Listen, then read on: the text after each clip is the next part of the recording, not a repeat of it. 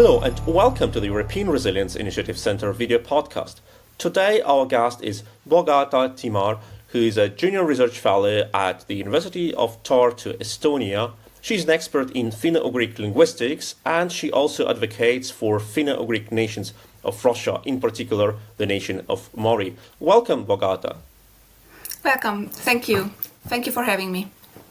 Thank you that you found time. And normally the topic of different nations who live on the territory of the Russian Federation is not what is familiar for many people in Europe or in Western Europe, as Russia appears to be a homogenical, monolithic nation, but it is not. What makes the Finno-Ugric nations of Russia so different, and what is the overall situation with these nations now? Well, something that may be different as opposed to, for example, Turkic nations or other Siberian nations with reflection to Europe, is that Finno-Ugric nations have linguistic relatives in Europe, namely the Finns, Estonians and Hungarians. So at least there is some degree of interest from these countries to Finno-Ugric peoples. By Finno-Ugric I have to be a bit more specific. So we are talking about a linguistic family at the moment. Finno-Ugric is one branch of the Uralic language family. It branches away into Finno-Ugric and Samoyedic. So people like to talk about Uralic languages and Uralic people because it doesn't exclude Samoyeds, but usually when we talk about these, the Finno-Ugrics are an overwhelming majority, and of course Finnish, Estonian and Hungarian are also Finno-Ugric languages. So the Finno-Ugric, let's call it movement, is interesting in a way because it's based on linguistic affinity. Usually people who speak a familiar language, they do not seek such cooperation so actively as Finno-Ugrians do. So what I'm talking about right now is, for example, that there are active relationships between Estonians and Udmurts, or Estonians and Mari, or there are, or at least there used to be scholarship programs between these republics within Russia and Finland and and Hungary and in Estonia. So there was this possibility for Finno-Ugrians to go to these European countries with a stipend. So at least there are EU countries in which Finno-Ugrians are kind of a matter of the heart. At least in Estonia. But if I may interrupt you here, to make it more understandable for our audience, which is maybe not very deep into the subject, we're talking about a huge territory from the northern Ural mountains, like where the northern Komi area is, up to like middle Volga or Kama in central part of European Russia, so to say. So there are distances of hundreds, if not thousands, kilometers. How many nations, Uralic nations or Finno-Ugric nations, live there, and what is the numbers of them, of their population? Okay, let's talk about those nations which are west of the Ural Mountains, because there are Finno-Ugrians and Samoyeds east of the Ural Mountains as well, but west of the Ural Mountains, which means in Europe, so to say in the geographical sense, we have, I'm going like from south to north. We have the Mordvins, which branch away into Erze and Moksha. They're about maybe 700,000-800,000 at the moment. Of course, the number of speakers are less. We have the Mari, who live right in the Volga region. The Volga region, I mean, I think you said Middle Volga, so around the Volga and the Kama. So there's about 400,000 of Mari people. We have Udmurts. Udmurts are maybe 100,000 in the Republic of Udmurtia, and we go a bit further north, and that's where we found the Komi people, about 200,000 in the Komi Republic, and there's also the Republic of Karelia, right next to Finland. It's very hard to say how many Karelians are left, but about 40,000 is maybe a strong guess. So these people have their own republic, which means a number of things. For example? Well, being a republic means that there are two state languages at least, but in some cases there are more. For example, in Mari, there's Russian, there's Meadow Mari and Hill Mari. So they have their own parliament, they have their own president, and they may have their own laws. And the idea of these republics is to be bilingual, but bilingualism or trilingual in some cases, but this does not realize very well. It realizes in varying degrees. That is exactly what I wanted to ask you. As we know that in Russia, constitutional rights do not always mean that people really can take use of them. We know that there were cases in Komi in particular when a person who faced like a court trial demanded that the judge talks to him in Komi language or provides him with a translator, which was guaranteed by the constitution of Komi Republic, as you said, 2 languages, official languages, but he was denied of that right.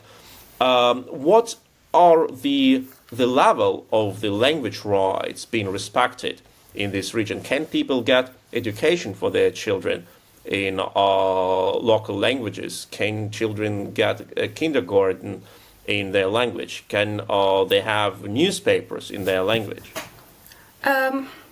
Well, the Komi person who did this, I mean, he did it out of, how to say, he did it out. It was a demonstration as well. There are not really people who are monolingual and who would like desperately need a translation.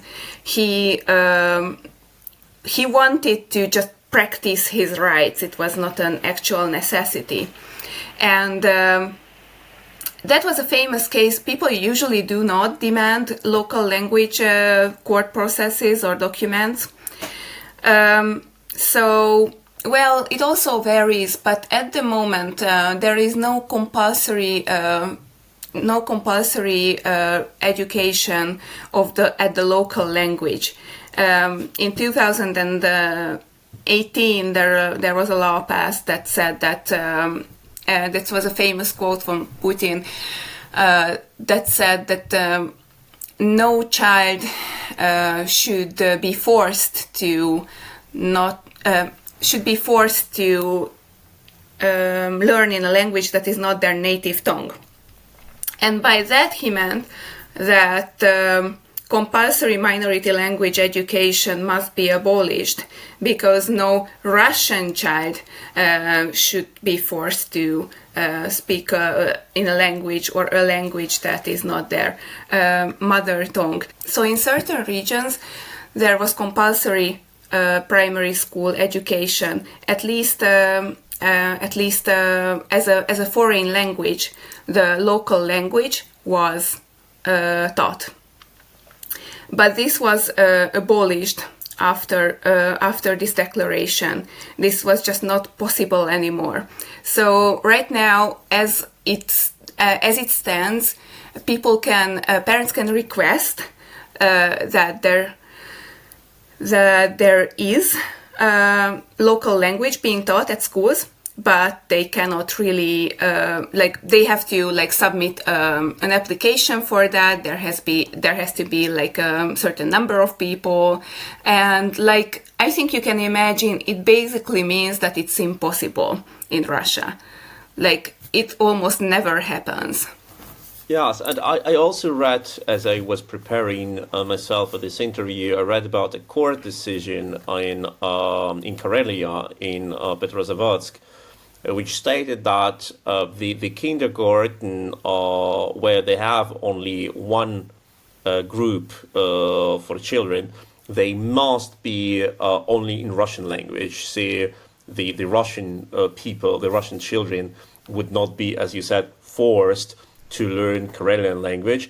But this means that small kindergarten, especially in villages or in smaller towns where they have only one group of children, they do not offer any Karelian speaking classes. It means that in these small villages, which can be predominantly Karelian ethnic, they don't have any right to really effective right to get education in Karelian. They have only Russian education. And that was my question. What is the situation with the preservation of languages? Do they get passed from one generation to another, or will we witness a situation when the new generation of Finno-Ugric nations do not speak their languages anymore? I think the situation is not great. I am 33. My generation and a bit below me, about people who are in their 20s, they got education in their own language, which is just not the case right now. So people who are around my age, they speak quite freely and quite well, at least in the Volga region. Karelia is kind of I think it's a good example where the Volga region will get in a few decades maybe, because right there we can see already the kind of the nosedive of the number of speakers of Karelian, which hasn't really happened in the Finno-Ugric languages of the Volga region, but I think it will happen exactly because local language education is not available, and the young people are leaving the villages. So, I heard the teachers complaining about having problems with language, things that they never had problems with before. So, I think this is a big problem, and also the childbearing population struggles to transmit the language to their children, unfortunately. So I was there in a Mari village, everybody spoke Mari, but the mother who had the small child in her lap, when she talked to the child, she always talked Russian to the child, as if the child was a foreigner for some reason. And it was her child, and so for some reason it's very common that people voluntarily give up their language. I'm not saying that everybody is doing that. I've seen counterexamples as well, and that's especially sad to see because people who grew up the local language not being transmitted to them, many of them have expressed sorrow over that, or they tried to learn it themselves later for themselves. But it's not like your mother tongue. It's not the same thing. So yes, this monolingual approach that it has to be like either Mari or Russian, and the young people choose Russian, is unfortunately a big problem. And one more thing, even those who decide to speak in their mother tongue to their children, for example in the diaspora in Hungary or in Estonia, there are people who raise their children speaking Udmurt or Mari or Erze or Moksha to them. If they go back to the village people may ask that, why are you teaching Udmurt to your child? What's the point?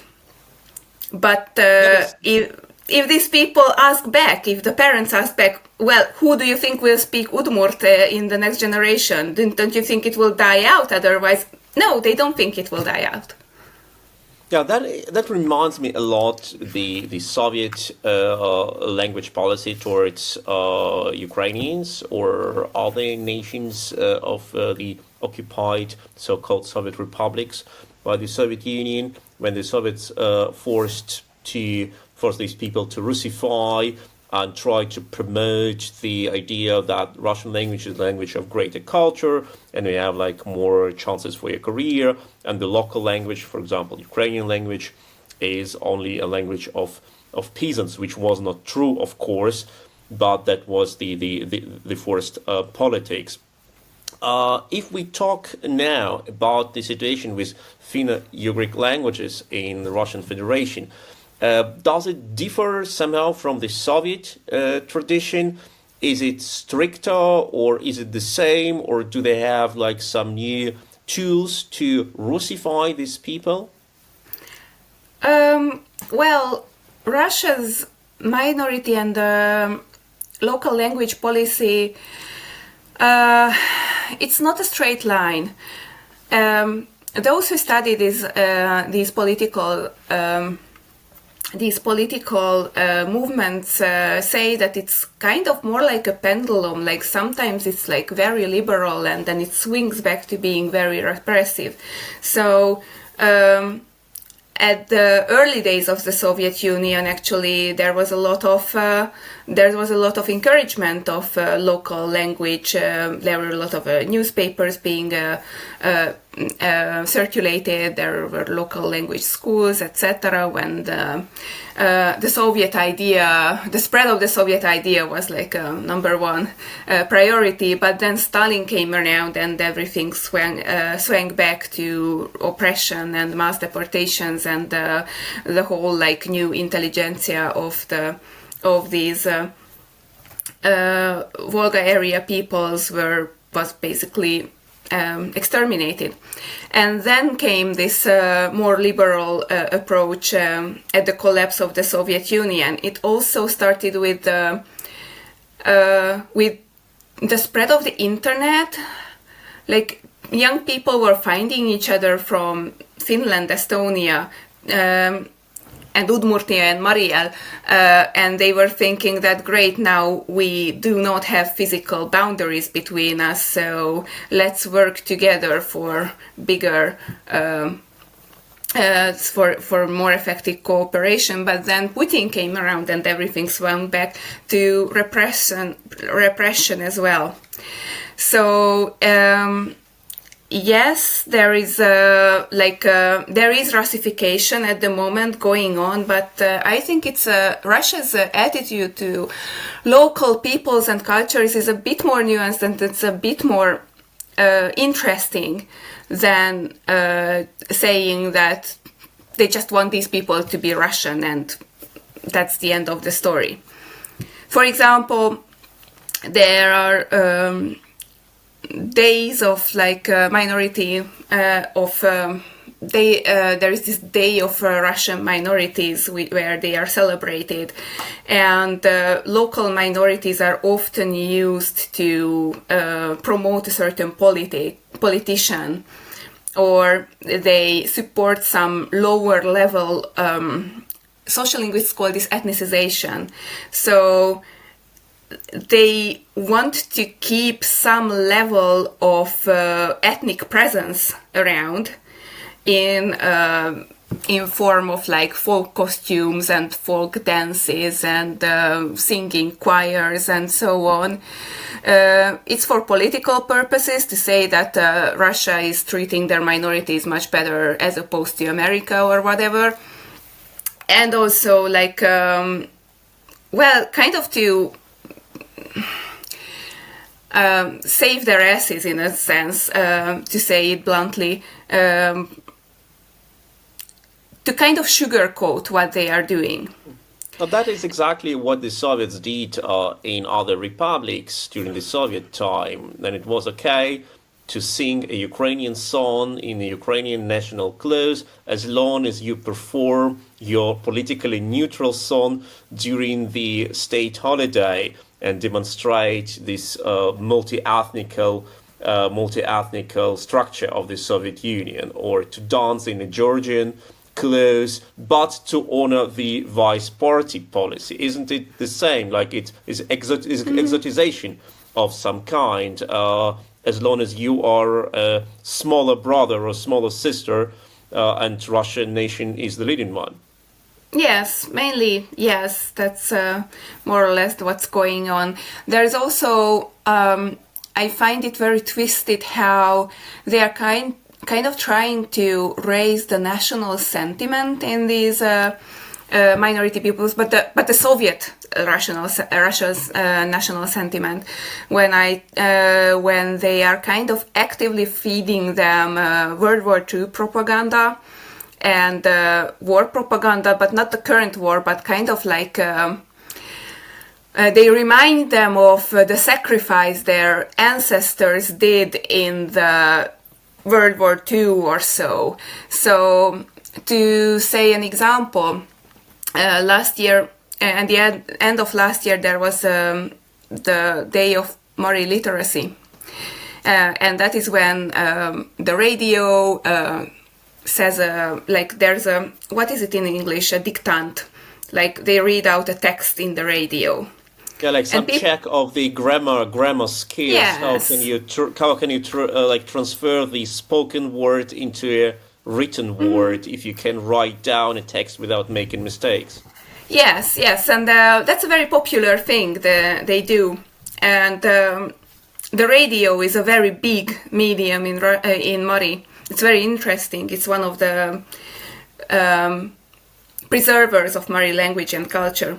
But they did this event this year as well, and it was about this Soviet soldier who thought back of his loving mother and his favorite tree by the river in this village, and when he saw the fascist coming his way, he did not hesitate but shot him or something, and it went on, and this was what the Mari people had to write down as a check of their orthography. And we tried to laugh it off for a while, but then we couldn't laugh anymore, because it was a clear message that this is what the state wants you to do. And it's kind of showing up here and there. That's kind of a psychological warfare they're doing. Unfortunately, this is the case when we think of the conscripts. I don't have very new data, but in the end of 2022, 82% of mobilized men in Mari Republic was an ethnic Mari. And that is exactly what I wanted to ask you. Say 82% of conscripts were Mari, but what is the percentage of Mari people in the population overall? 41. So the chance of a Mari male to be conscripted is twice as high as their representation in the population overall. What is this? Is it the same situation in all Finno-Ugric nations? As far as I can tell, yes. Mari is an especially poor region, so I think it's a bit higher there, but there's no meaningful difference, not really.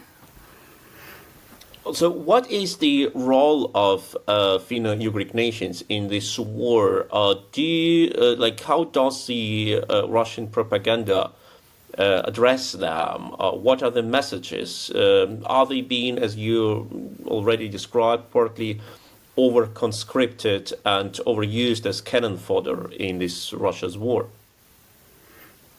Yeah, I think so. Generally, it's a general pattern that people from impoverished regions and the rural regions are the one who get conscripted. But it often correlates with where Finno-Ugrians live. Unfortunately, they are no Tatarstan. Tatarstan is quite rich compared to the neighboring regions. But even with that in mind, I think they are more targeted, and they form like their own battalions. Like Udmurts had the Italmas battalion, which and Italmas is the national flower of Udmurtia, and Maris had, I think they had Onar. It's one of their mythical heroes, and like I've seen a book printed to them in Mari for the soldiers to use to raise their spirits, and with songs and whatever stories. So yes, that's their role, and that is what's being promoted to them. And it really breaks our heart that they are singing their favorite dances that I danced with them like a few years ago, and then they board the bus and go to Ukraine. That sounds terrible. That means that the Russian war propaganda misuses the national spirit to send these people to an imperialistic war, basically. That what can the diaspora do in this case? Are there any relations between the diaspora and the people who live in Russia? Can people from diaspora have communication freely, more or less?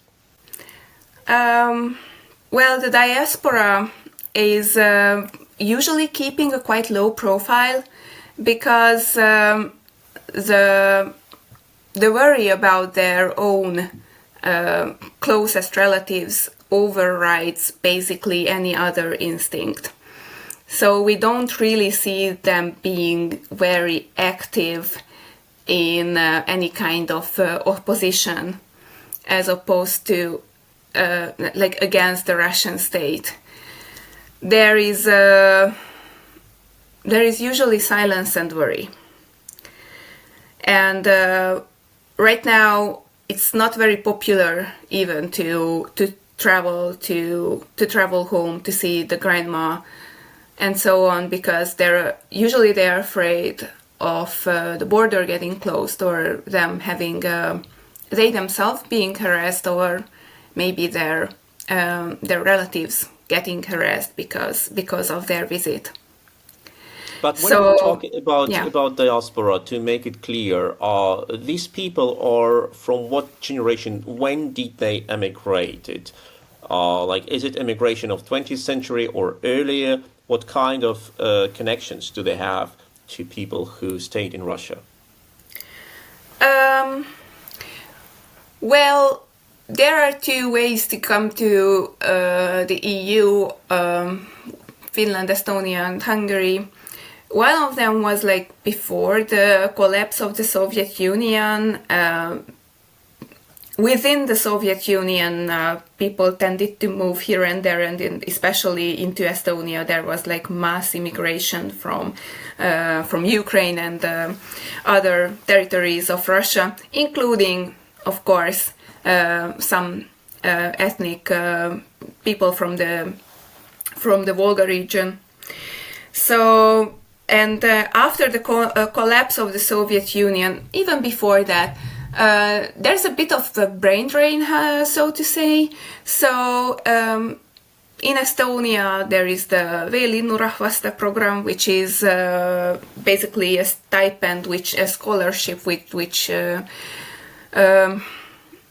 bright young people from Finno-Ugric republics in Russia can come and study in Estonia, and most of them stay here. Some go back, but most of them stay here. So these are educated people and very integrated into the Estonian society. And similarly, it's possible to go to Hungary, and we have a lot of people who basically enrolled in universities in Hungary and then stayed there. So, but I think by far the strongest diaspora is in Estonia.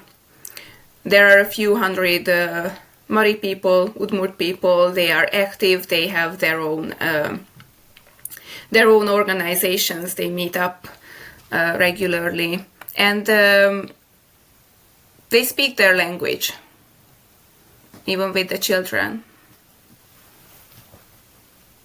Yes, that is exactly what was the role of many diasporas during the Soviet Union as the place of preservation of culture and of political lobby in the West. Like if we think about the Ukrainian diaspora in Canada, or diasporas in Germany or in the United States, that was the case.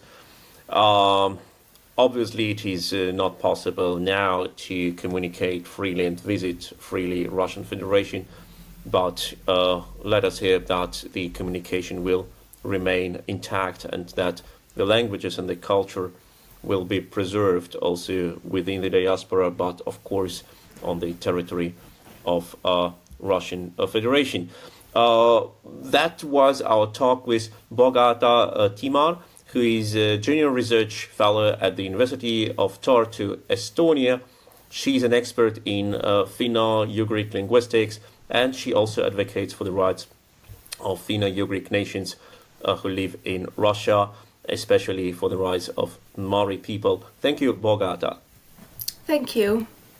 And don't forget to like this channel, to subscribe, to share, and if you have your ideas, leave your comments under this video, and see you during the next interviews.